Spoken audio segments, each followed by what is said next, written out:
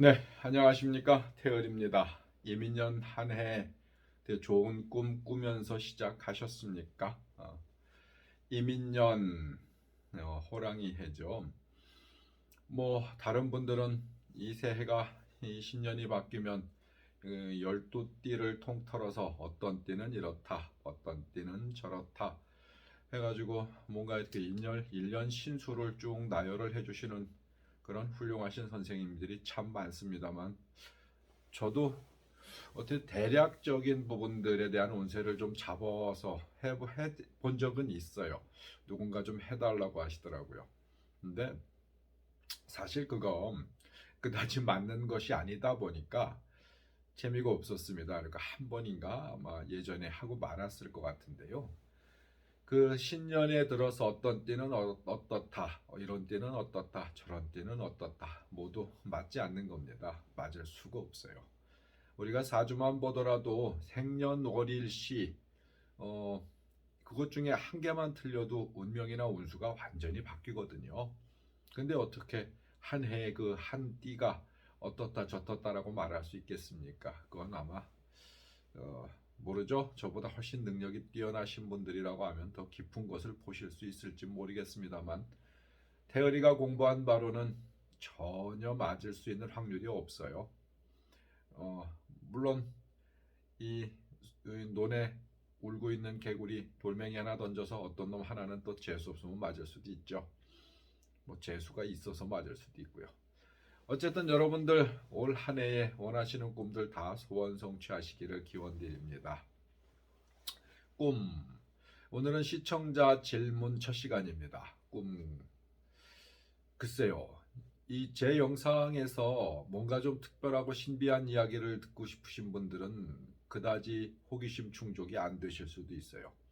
저는 꿈이라고 하는 부분에 있어서 꽤 많은 부분을 이 무게감을 둡니다만 통상적으로 여러분들이 생각하는 어떤 그러한 이야기는 드릴 만한 게 없을 것 같습니다. 일단 이 꿈을 접근하는 데 있어서 음, 어떠한 꿈이 현몽이냐, 어떠한 꿈이 선몽이냐, 소위 또 어떠한 꿈이 그냥 개꿈이냐. 우스갯소리로 이런 이야기도 합니다. 누군가 용꿈을 꿨는데 용모가지에 개가 앉아 있더라. 음, 용꼬리를 개가 물고 있더라. 그러면 용꿈일까요? 개꿈일까요? 꿈은 1차적으로 우리가 조금 현명하게 접근할 필요성이 있어요. 현상적인 부분을 먼저 보죠. 꿈은 참 많은 사람들이 이야기합니다. 현실 삶에 있어서 그것이 투영돼서 나의 어떤 잠재의식 속에서 이렇게 발현되는 것이다. 근데 저는 적지 않은 부분에서 그 말을 옳다고 생각합니다. 실제로 돼지 꿈 꾸면 재수가 좋다. 불꿈 꾸면 뭐 로또를 맞는다. 불꿈을 누가 제일 많이 꿀까요? 소방관들 아닐까요? 소방관 직업이 그렇다 보니까 참 수많은 트라우마에 시달려서 합니다. 며칠 전 뉴스를 보니까 평택에서 아주 큰 불로 인해 가지고 훌륭하신 분들 몇몇 분들이 순직하셨더군요. 소방관 분들이요. 예, 그분의 명복을 먼저 빌겠습니다. 자, 꿈 잘 생각해 보자고요. 돼지 꿈. 일반인들보다는 이 돼지 농장을 하시는 분들이 좋든 싫든 좋은 꿈이든 나쁜 꿈이든 그 돼지에 관한 꿈을 꿀 확률이 더 높습니다. 자기 이 생업과 밀접하거든요. 소꿈은 조상이다. 그럼 뭐 이 소 키우는 농가에서 더 자주 꿀 확률이 높겠죠. 자, 그럼 여러분들 일상적으로 생각하시는 꿈 어떻게 해석을 해야 할까요? 아마 이 서양의 학자 지그문트 프로이드는 꿈을 이 이드, 뭐 무의식, 초자하 이런 형태로 굉장히 다양하게 아마 정신분석학 프로이트의 정신분석학이라는 책을 보면 참 다양하게 이렇게 나름대로 체계를 갖춰서 여러분께 소개를 한 것이 있을 겁니다. 대한민국의 웬만한 지성을 갖춘 분들이라면 프로이트, 지그문트 프로이트의 정신분석학 읽어보셨거나 들어보신 적도 상당히 많을 거예요. 저도 그 책을 읽으면서 참 많은 부분이 와닿는 부분이 있었어요. 아, 그래. 이러한 메커니즘이 있을 수 있구나. 저희 같은 직업을 갖고 있는 사람들이 받아들이는 부분들은 좀 다릅니다만 보편타당한 부분들을 봤었을 때 괜찮다. 이런 논리 있을 수 있다.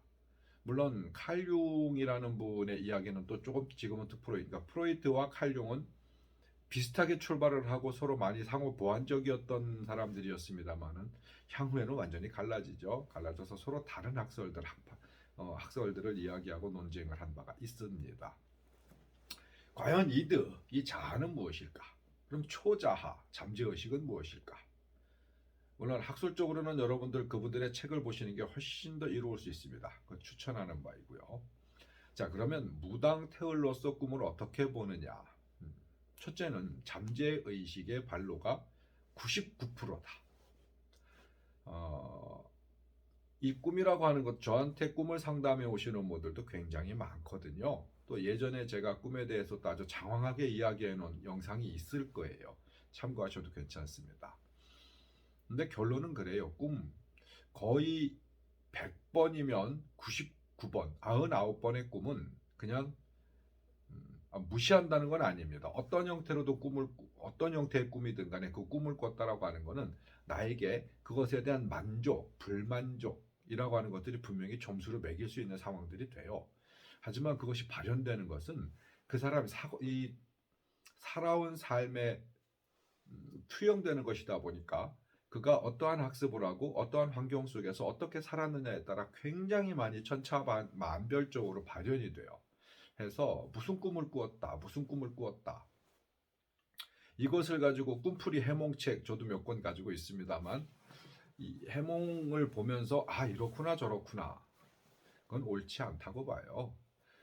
물론 이런 경우도 굉장히 많이 듣고 주변에서 봅니다. 어떤 꿈을 꿨는데 꿈풀이 해몽책을 보니까 이러이러하더라. 근데 정말로 그런 것 같더라. 나에게 그러한 일들이 일어났다. 지나고 보니까 그랬었다 하는 이야기를 굉장히 많이 하거든요. 그거는 우리 인간적 사고를 우리가 조금 더 깊이 해보면 그렇게 내가 유추해갖고 역으로 껴맞춘 경우들이 열에 9번은 됩니다. 해서 어떠한 꿈이라고 하는 것들을 통상적으로 이렇기 때문에 이렇다라고 이야기하는 건 굉장히 위험한 발상이고요. 자, 그럼 꿈을 어떻게 해석할 것이냐? 그럼 저는 꿈에 대한 내용을 세세히 기억하는 거 굉장히 중요합니다. 중요하지만 더 중요한 것은 그 꿈을 꾸고 깨었을 때 그때 내가 꿈에 대한 인지입니다. 꿈에 대한 인지를 했었을 때 괜히 기분이 굉장히 좋을 때가 있어요. 어떠한 꿈을 꿨는데 아침에 눈을 떴어. 근데 특별한 이유나 이런 게 없어요. 내가 인지되는 것은 꿈이었단 말이죠. 근데 기분이 굉장히 좋아요. 그러면 여러분들은 정확하게 판단할 수 없습니다만 그 꿈속의 내용을 모두 세세하게 확인해 봐야 되거든요.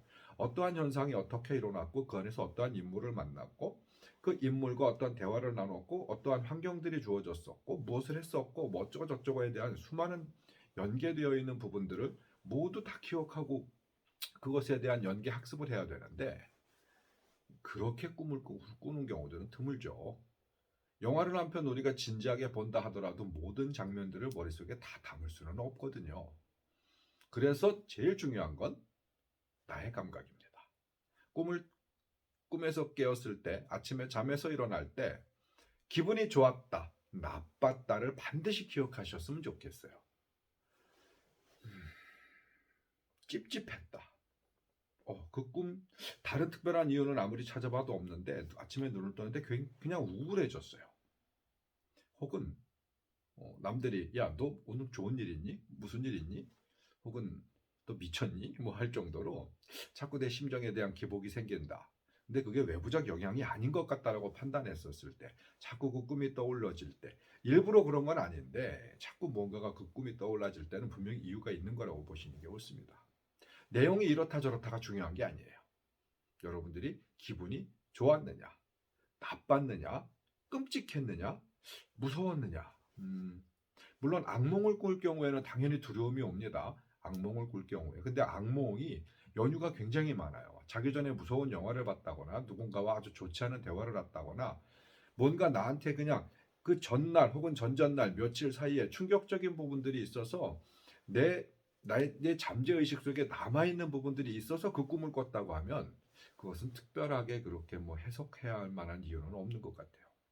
문제는 뜬금없이 꾸어졌을 때예요. 돌아가신 아버지가 나왔다. 아버지가 나왔는데 아버지가 돌아가신 지가 뭐 한 13년, 14년, 15년쯤 돼요. 뭐 더 짧아도 되고 더 길어도 돼요. 그동안 수년 혹은 뭐 수일 특별하게 아버지에 대한 개념을 갖고 있질 않았어. 근데 아버지가 나왔어요. 나와서 전혀 생각지도 않았던 이야기를 하십니다. 아니면 그런 표정을 지으시거나 어떠한 메시지를 분위기로 전달을 해주시는데 평소에 내가 개념을 갖지 않았던 것이라고 하면 그것은 어떠한 의미를 담을 수도 있습니다. 자, 꿈에 대해서 그럼 조금 더 정리를 해보죠. 평소에 내가 어떠한 개념, 사고, 의식 속에서 있었던 부분들이 꿈에서 발현이 된다 혹은 연계돼서 발현이 된다라고 하면 그건 정확한 분석을 통해서 내 현재의 상황을 내가 한번 점검해 봐야 될 일이지 그 꿈을 영적인 부분 내지는 어떤 내 운수적으로 풀이할 부분은 아니다. 물론 삶이라고 하는 것 자체는 내 현재 삶을 정확하게 되돌아보고 어떤 문제 내지는 좋은 일, 나쁜 일 이런 것들을 다시 한번 되짚어 보면은 운수나 운명에 영향을 끼칠 수 있지 않느냐라고 물을 수 있어요. 하지만 그건 그럴 수 있습니다. 이 세상의 모든 것이 연계가 안 되는 부분은 없거든요. 부처님의 연기법이 모든 것에 다 통용된다라고 보는 건 옳은 이야기라고 생각해요. 자, 다시 되돌아가서 꿈. 어떤 꿈을 꿨다. 꿈에서 어 우리 소위 변 꿈은 굉장히 좋은 꿈이라고 하죠. 아주 내가 똥통에 푹 빠졌어요. 뭐 좋은 일이 있을까? 있으려나? 뭐 횡재수가 있으려나? 근데 그 전에 아무런 연계 관계가 없는 상황인데 그 꿈을 꿨다고 하면 분명히 이 뭔가 고민해 볼 만한 부분들이 있는 겁니다. 중요한 건 그것을 어떠한 무엇일까 세세하게 명찰하게 확인하기 위해서 고민하는 건 그다지 중요하지 않아요. 왜냐하면 그 고민이 현실에서 맞아떨어질 확률이 없거든요. 자, 그러면 어떻게 인식하느냐? 나에게 뭔가 좋은 일이 있으려나 보다. 나에게 뭔가 행복한 일이 있으려나 보다. 금전적이든 인연적이든 어떠한 형태 내 주변 환경에서 좋은 일이 있으려나 보다. 라는 마음만 간직하시는 게 중요해요. 그랬을 때 내가 좀 밝아지고 편안해지고 그러면 상대방 내가 이렇게 만나는 사람들 나와 상대하는 사람들에게 조금 더 친절해질 수 있고 조금 더 내가 그 나은 모습을 보여줄 수 있거든요. 그러면서 좋은 일이 함께 생길 수 있는 확률이 상당히 높습니다. 좋지 않은 꿈을 꿨다. 정말 아주 기분 나쁜 꿈을 꿨다 그러면 진짜 조심하셔야 되는 부분들이 있어요. 그 중에 팁을 하나 드리자면요. 나의 신체에 관한 꿈인데 시체가 아니에요. 신체에 관한 꿈 중에 예를 들어서 발톱이 썩는 꿈을 꿨어요. 근데 내가 평소에 무좀을 갖고 있지도 않고 내가 뭐 발에 특별한 어떤 좋지 않은 트라우마도 없고 뭐 개념을 갖지 않았어요. 근데 어느 날 자고 일어났는데 발톱이 아주 흉하게 썩는 꿈을 꿨다. 그러면 일단 연계해서 생각해 볼 만한 부분들을 고민해야죠. 내가 이것에 대해서 뭔가 무의식적으로 뭐가 있나? 혹은 예전에 내가 누구에게 이런 꿈을 꾸면 이런 좋지 않은 일이 생긴다더라 하는 이야기를 들은 적이 있나? 이런 걸 깊이 고민해 보셔야 돼요. 그런 이야기를 들은 적이 있다고 하면은요, 여러분 마음속에 심리적으로 불안하거나 불편하거나 뭔가 계약을 한다거나 새로운 일을 한다거나 뭔가를 하는데 왠지 불안하거나 찜찜한 부분들이 뒤에 있는 경우가 있어요.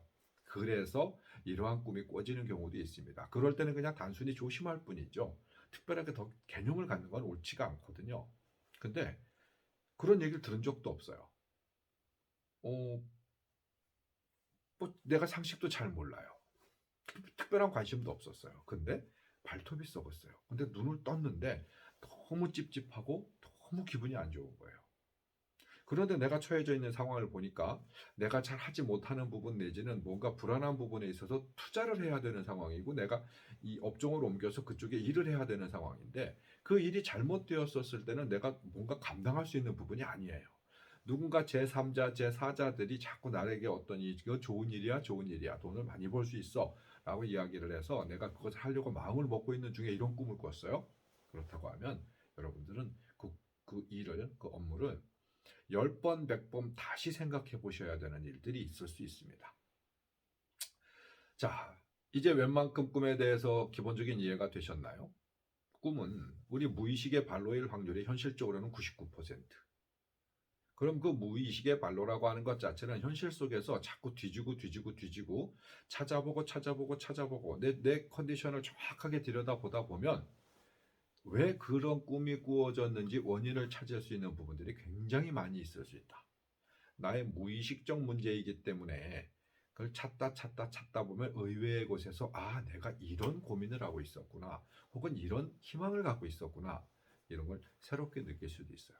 그것이 아닌 1% 정도의 현몽, 선몽, 혹은 악몽, 꼭 해석이 필요로 하는 그런 어떤 이 예지몽을 꿨다고 하면은요, 그거는 보편적인 상황에서 나에게 이게 인지가 되지 않은 상황에서 들어와요. 그럴 때 그 꿈에 대한 해석이 필요로 하지만 보편적인 해석을 가지고 이럴 것이다라고 이야기하는 건 안 맞다.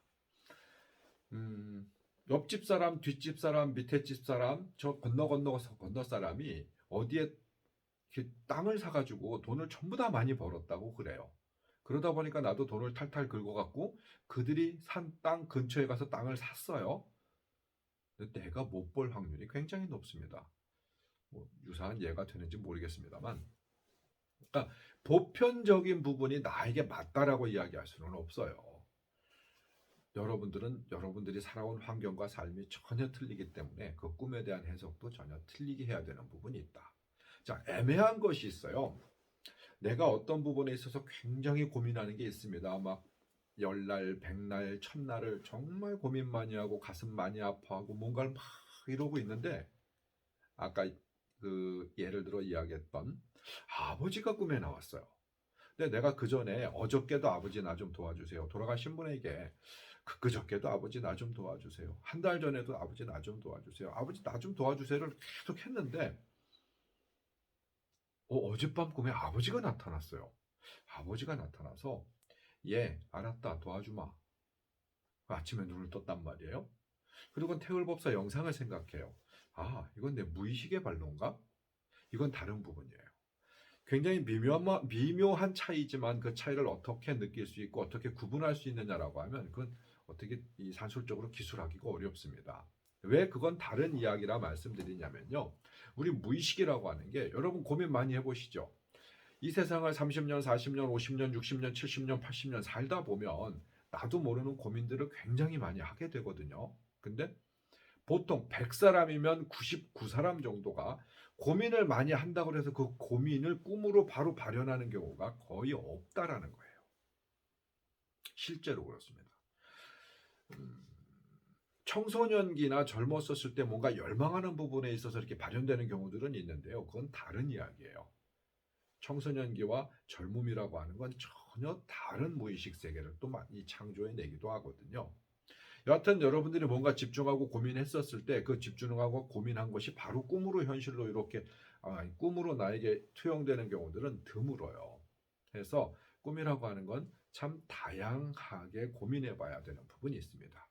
그러면 보편적인 것 중에 조금 더 접근할 수 있는 부분이 뭐가 있냐라고 하면 이런 경우들 제가 묻죠. 저에게 꿈을 질문해 오시는 분들 중에 그럼 꿈에 여러분들이 기억나는 장면들이 있습니까? 그럼 몇 개나 있습니까? 혹은 그 꿈과 기억나는 장면들의 연계되는 부분에 있어서 혹시 여러분들이 이건 도대체 말도 안 되는 연계? 왜냐하면 꿈이 전체적으로 쭉 영화 보듯이 어떤 뭐 책을 보듯이 스토리가 이어지지 않아요. 갑자기 휙 바뀌거든요. 근데 꿈속에서 바뀌는 것들은 충분히 자기가 인지를 하고 이해를 합니다. 근데 현실로 딱 돌아와서 그 바뀌는 장면들을 보면 몰라요. 제가 분명히 바닷가를 걷고 있었는데 이렇게 또 생각해 보니까 그 잔디밭 위에서 아이스크림을 제가 먹고 서 있었어요. 그 중간이 사라지죠. 그것에 있어서 되게 자연스럽게 내가 그냥 이해가 되거나 인지가 되는 꿈들이 있고요. 돌이켜 생각해 보니까 모르겠어. 그냥 궁금해. 이상해. 뭔가 그냥 인지가 잘 안 되는 꿈들이 있어요. 또 꿈 중에 컬러로 꾸는 꿈이 있고요. 흑백으로 꾸는 꿈들이 있어요. 거기에 어떠한 이 사고적 차이가 있을 수 있는 부분도 있습니다. 제가 정신분석학자는 아니다 보니까 이 세세한 부분들에 대한 예를 들어서 알려드리긴 어렵습니다만, 꿈이라고 하는 것, 그 유튜브에 제가 유튜브 할 말이 없어요, 제목을 좀 주세요, 아니면 거리를 좀 주세요 그랬더니 꿈에 대해서 질문을 하신 분이 있다 보니까 그 꿈을 주제로 삼아서 이야기를 하고 있습니다만, 듣기 좀 난감하시죠? 뭔가 체계적이지도 않은 것 같고요. 근데 저는 체계적으로 꿈에 대한 이야기를 드릴 수 있는 능력은 없어요. 다만 그 꿈이라고 하는 것이 믿을 것도 안 되고 안 믿을 것도 안 된다라는 되게 애매한 말씀을 드릴 수는 있을 것 같습니다. 왜 믿을 것도 안 되고 안 믿을 것도 안 되냐? 우리는 너무나 다양한 꿈을 꾸고 살기 때문이에요. 어떤 분들은 이야기하죠. 전 살면서 꿈이라는 걸 거의 꾸지 않아요. 근데 그런 사람은 없어요. 꿈은 거의 다 모든 분들이 꿔요. 제가 인지하지 않을 뿐이죠. 눈 떴을 때 기억을 하지 못하는 거예요. 그래서 그거는 그 사람의 어떤 이 정신 상태 내지는 그의 건강 상태 혹은 그가 가지고 있는 어떤 무의식적 상태, 거기에 기인하는 것이지 꿈을 안 꾸는 건 아니거든요. 어떤 분들은 꿈을 너무 많이 꿔요. 전 잘 때마다 꿈을 꿔요. 뭐 어떤 분 시리즈를 꿔요. 하루에 몇 번씩 꿔요. 잠깐 졸다 깨도 꿈을 꿔요 하시는 분들이 있어요. 그분들도 마찬가지예요. 근데 유독 본인이 생각했었을 때 그 꿈이 현실적으로 너무 잘 맞는다 하시는 분 있죠. 유독 남의 꿈까지 대신 꿔주시는 분들이 있어요. 그런 분들은 좀 특별한 경우이기 때문에 보편적인 상황 속에서 같이 이렇게 묻어서 이야기할 만한 부분은 아닙니다. 자, 더 꿈에 대한 이야기를 여러분께 드려봐야 지금 이야기하는 것처럼 계속 두루뭉실하게 그 얘기를 또 변경하고 해서 얘만 달라질 뿐이에요. 자, 그럼 여기서 결론을 내려보죠. 꿈. 모두가 처해져 있는 상황이 다르고 학습한 상황이 다르고 자기가 현재 주변의 모든 컨디션이 다르기 때문에 똑같은 꿈, 어떠한 꿈을 꿨다 하더라도 그 하나의 단적인 모습만 가지고 꿈의 몽책을 들적거리면 안 맞는다. 어쩌다가 비슷한 경우를 내가 스스로 이래서 그랬나? 라고 하는 경우들이 있는데 그건 억측이다. 예를 들어서 돼지 꿈을 꿨어요. 돼지우리 속에서 정말 큰 돼지들하고 막 그 돼지똥 잔뜩 있는 데서 더러운 줄 모르고 너무 행복하고 즐거웠어요. 큰 돼지가 나한테 안겨와서 내가 안아주고 그랬어요. 자, 아침에 눈을 떴는데 기분이 굉장히 좋아요. 나한테 좋은 일이 있으려나?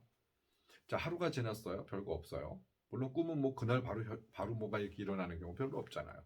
일주일 지났어요. 열흘 지났어요. 보름 지났어요. 한 달쯤 지났어요. 그 꿈을 거의 뭐 잊어먹을 만 했어요. 잊어먹을 만한 상황에서 길거리를 지나가다가 10년 전에 알던 사람을 만났는데 그 사람이 10년 전에 저한테 200만 원을 꿔갔었어요. 근데 길거리를 지나가다 만났어요. 만났는데 그 사람이 그때 정말 미안했어요. 그러면서 내 주머니에 지금 100만 원밖에 없는데 이렇게 만난 김에 내가 이거라도 갚을게요. 그리고 100만 원을 줬단 말이에요. 그러니까 사람이 어떻게 생각해요? 그 꿈 이거였어. 내가 이 돈을 받는 꿈이었어. 그 돼지 꿈이 이거였어. 웃기는 얘기예요, 한마디로. 내가 처해져 있는 환경 속에서 내가 그걸로 그냥 이렇게 부합해서 만드는 거예요. 실제로 그 꿈을 꿔서 이 돈이 들어온 것이 아니고 이 돈이 들어올 걸 미리 알고 그 꿈을 꾼 게 아니에요. 왜? 현몽이나 선몽, 예지몽은요. 이렇게 이 인간적 삶에 허접하게 들어오지 않습니다. 그리고 이렇게 저렴하게 들어오지 않아요. 현몽, 선몽, 예지몽은 그의 삶에 있어서 굉장히 중요한 기로 내지는 굉장히 무게감 있는 어떠한 일들, 그런 상황들이 발현이 되어야 하는 일이 생겼을 때 그때 이렇게 트랜스가 돼서 들어오는 확률이 거의 다 99.999%예요. 그러다 보면 그로 인해서 어떠한 사건, 어떠한 계기, 어떠한 환경으로 인해서 내 삶이 완전히 변화하거나 현재 내 처해져 있는 부분에 있어서 많은 부분들이 이렇게 개선되거나 뭐 나빠지거나 좋아지거나 뭔가 뚜렷한 현상들이 생길 때 현몽, 선몽, 예지몽들이 들어올 확률이 높다. 시시때때로 지나다니면서 이렇게 주변에 보이는 바겐세일 발음도 잘 안 되네요. 그런 제품들처럼 그냥 흔하게 보이거나 가끔 어쩌다 맞는 이런 경우가 아니다라는 겁니다. 워낙 많은 꿈들을 꾸어 오다 보니까 내가 그 꿈에 대해서 뭔가를 조각 맞추기를 하다 보니까 이건 그 꿈은 이거였어, 그 꿈은 이거였어 라고 스스로 그렇게 짜맞추기를 하는 게 훨씬 더 많다. 왜? 인간은 창조력이라는 것이 있어요. 사고나 생각도 이 창조력 거기서 발현되는 거잖아요. 그러다 보니까 자꾸 그런 부분들을 매칭해서 창조해서 만들어냅니다. 그게 또 삶의 재미도 있고요. 꿈에 대한 부분들은 이 정도로 마무리하죠. 혹시나 본인들이 꾸는 꿈에 있어서 좀 특별하거나 신비하거나 이런 꿈이 있으시면 전문가들에게 그냥 물어보세요. 그러시면 조금 더 현명한 답을 들으실 수 있지 않을까 싶습니다. 자, 그럼 이제 마무리. 꿈. 깨었을 때 그 기분이 어땠느냐를 여러분들이 간직하십시오. 좋았다, 나빴다, 두려웠다, 무서웠다, 찝찝했다, 뭐 그리웠다, 뭐 기타 등등 참 많은 부분들이 있을 거 아니에요.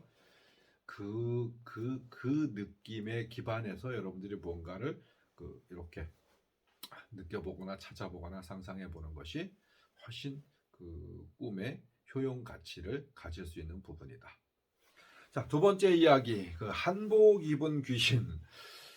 어떤 분이 유튜브 댓글에 이 질문을 주셨어요. 뭐라고 주셨냐면 댓글 전체를 뭐 글자 하나하나 다 기억하지 못합니다만 어떤 무당 선생님이 자기는 이 귀신을 보는데 자기는 한복 입은 귀신만 본다. 자기가 보는 귀신은 모두 한복을 입고 있다. 뭐 맞느냐? 혹시 그럴 수 있느냐? 이런 질문을 주셨어요.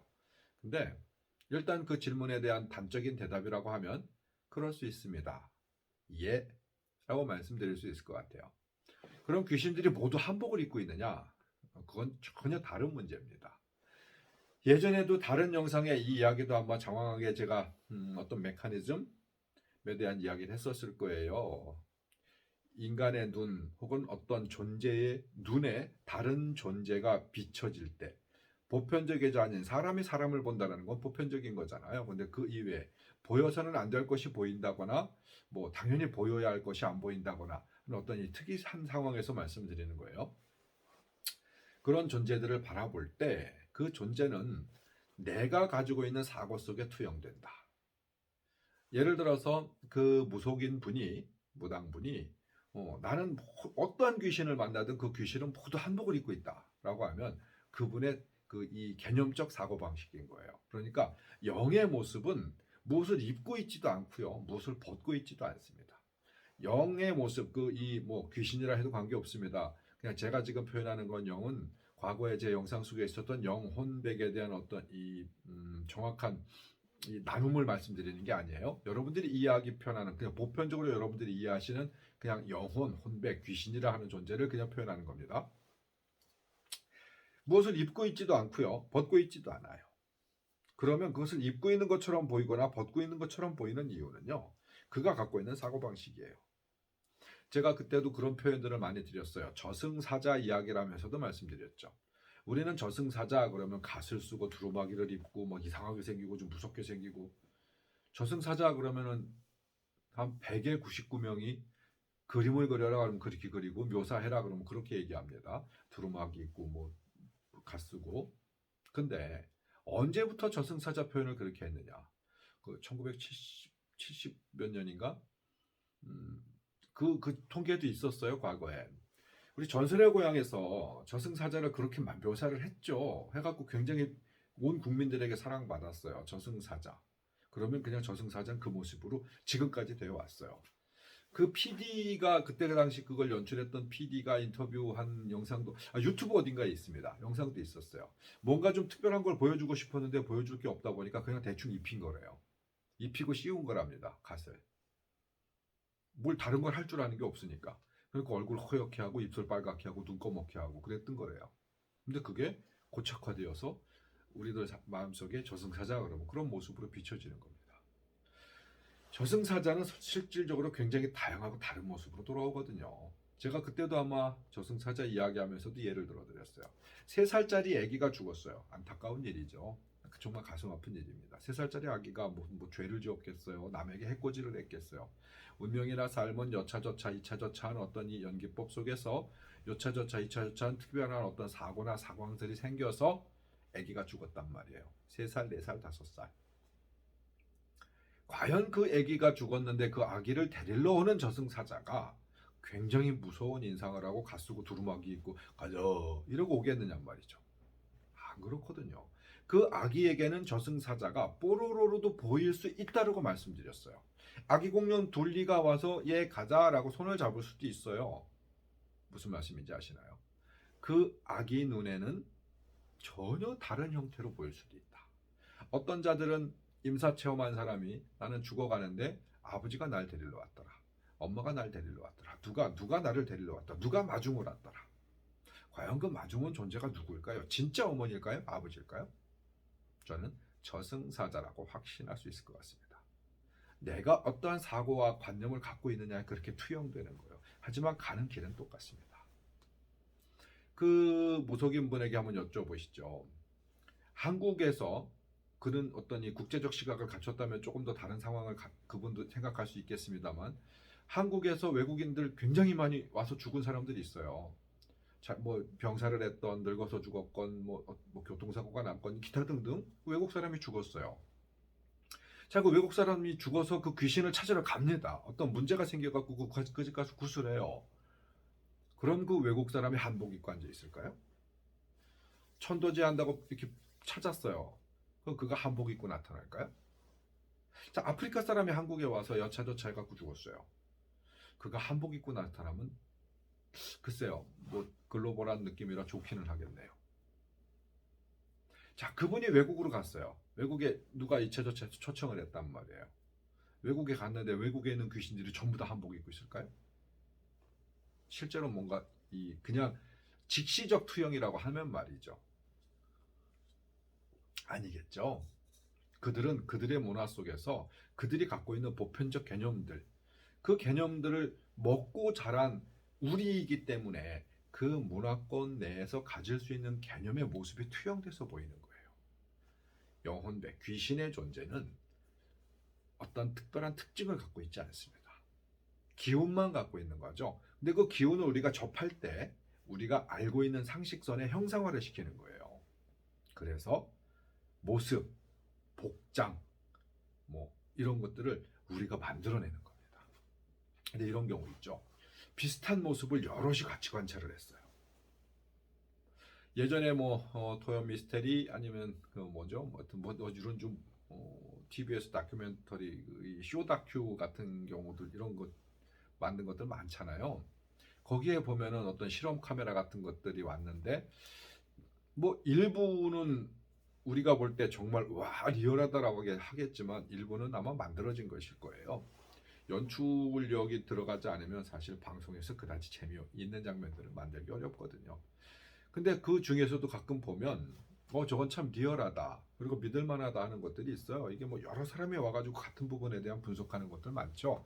과학자 또 뭐죠, 지관, 그러니까 땅을 보시는 분들, 그리고 무속인, 뭐 또 이 기치료 하는 사람, 수많은 요런 유사한 사람들이 와가지고 그 흉가 내지는 그 자리를 점검할 때 특이한 것들을 공통적으로 잡아내는 경우들도 있어요. 거기엔 과학자가 낀다라는 거예요. 근데 그런 데서 보면 유사한 현상들을 묘사하는 경우들이 있습니다. 그건 어떻게 되는 것이냐 그러면 우리들이 갖고 있는 개념 속에서 투사해서 보는 투영하는 힘과 그가 발현하는 힘이 다를 때예요. 보편적인 영은 발현하는 힘은 그냥 기운만 발산할 뿐이지 뭔가를 형상화하진 않거든요.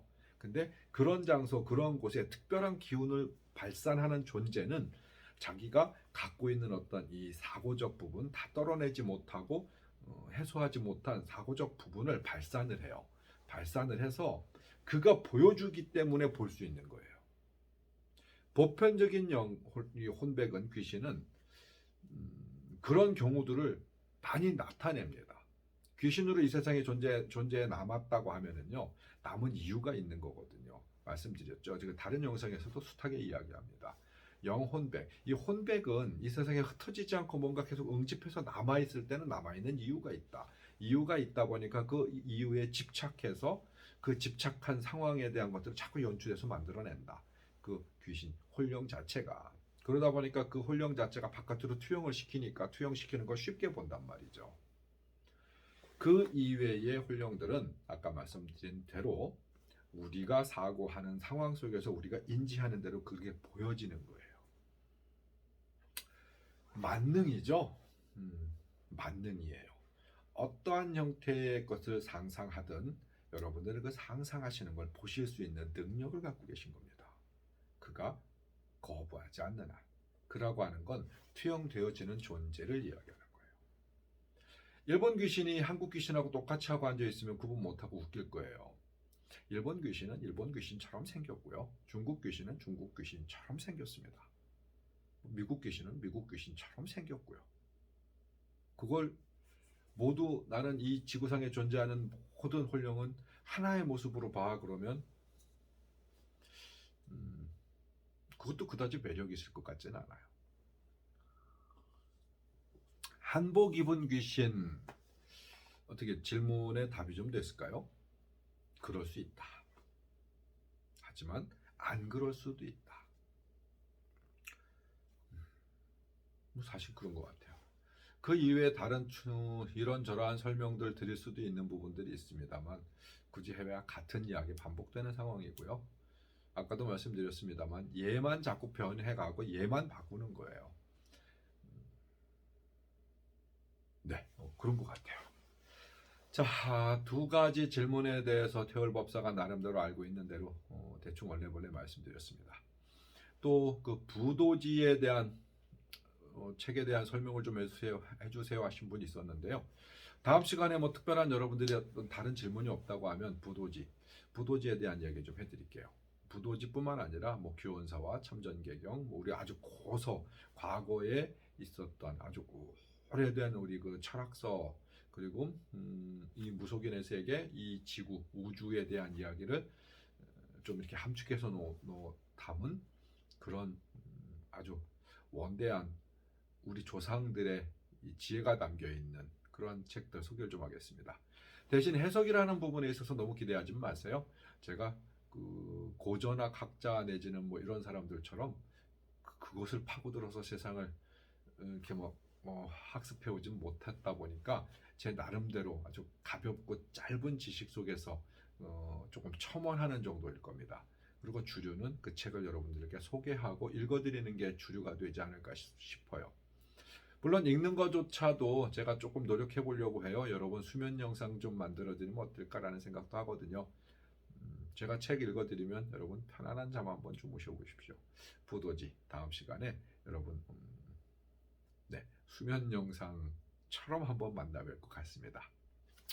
고맙습니다. 태월법사였고요. 신년 이민년 여러분 가정에 또 여러분 스스로에게 여러분 주변에 여러분 직장에 모든 곳에 만복이 깃들기를 기원드립니다. 고맙습니다. 다음 영상 뭐 바로 시작하지 않을까 싶습니다.